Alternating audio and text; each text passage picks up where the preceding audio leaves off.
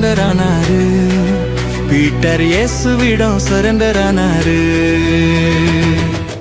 ஆவியின் கனியோ 9 பைபிள் நமக்கு சொல்லுது.